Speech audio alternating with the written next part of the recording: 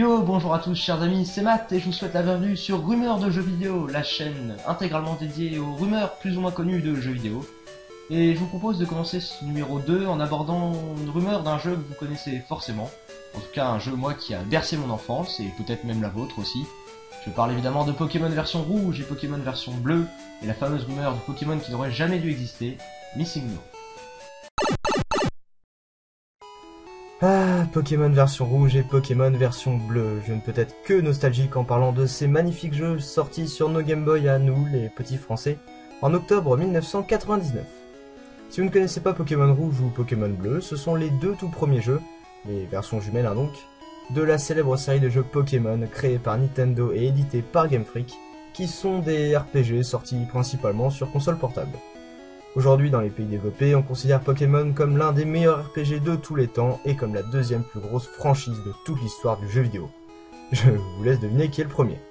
Donc, dans Pokémon rouge ou bleu, le but est, comme dans tous les autres, de devenir le meilleur dresseur de Pokémon, le maître de la ligue et de capturer tous les Pokémon possibles afin de compléter le Pokédex.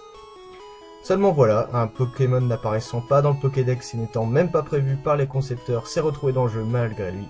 Je parle, vous l'aurez compris, de Missing No. Missing No, c'est lui. Bon, en réalité, c'est plus un bug qu'un Pokémon, ou plus exactement, c'est un système de gestion d'exception. Nintendo assume totalement cette feuille du jeu, que les développeurs corrigeront dans la version suivante, Pokémon version jaune, qui est une version bien sympa d'ailleurs au passage, et explique même la méthode pour rencontrer Missing No dans le magazine Nintendo Power de mai 1999. Je vous conseille juste, si vous tentez de faire cette méthode, qui est très facilement réalisable, de le faire sur un émulateur et pas sur une cartouche officielle, car une fois que vous aurez rencontré Missing No, vous pourriez faire face à de nombreux bugs, genre des graphismes qui dégénèrent ou des problèmes de sauvegarde, ce qui peut carrément vous ruiner le jeu.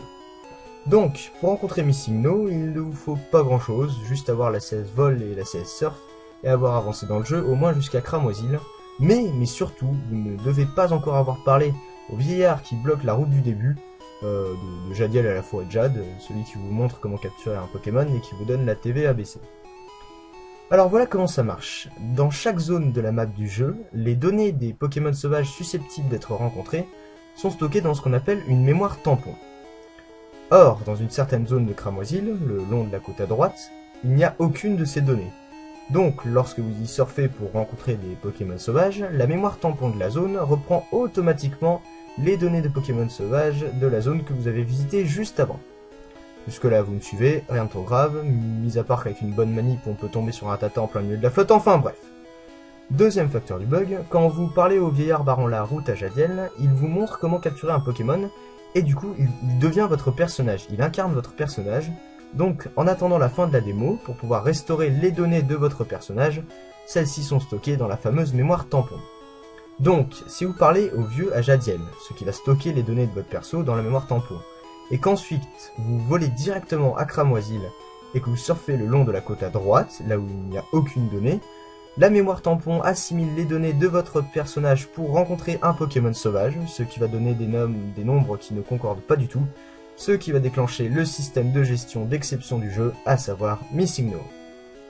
Lorsque vous le croiserez, il aura un niveau complètement cheaté, au-delà du niveau 100, mais vous pourrez le capturer, et il apparaîtra dans votre Pokédex comme le numéro 000. Pour info, il est de type normal et de type vol. Missing No par contre peut apparaître sous plusieurs autres formes, qui s'affichent maintenant, voilà, et ces formes dépendent des données de votre perso, et donc du nom que vous lui avez attribué. Pour faire apparaître Missing No sous sa forme originale, c'est-à-dire un amas de pixels, il est conseillé d'appeler son perso avec une lettre commençant par un M, genre Matt par exemple, magnifique pseudo.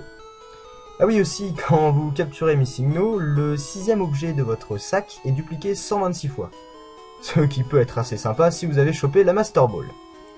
Ah, et dernière petite précision, Missing No est un bug uniquement technique, pas intentionnel. Donc même si certains joueurs ont essayé de faire un lien avec le syndrome de l'avant-ville, dont je parlerai peut-être un jour, il n'en est rien.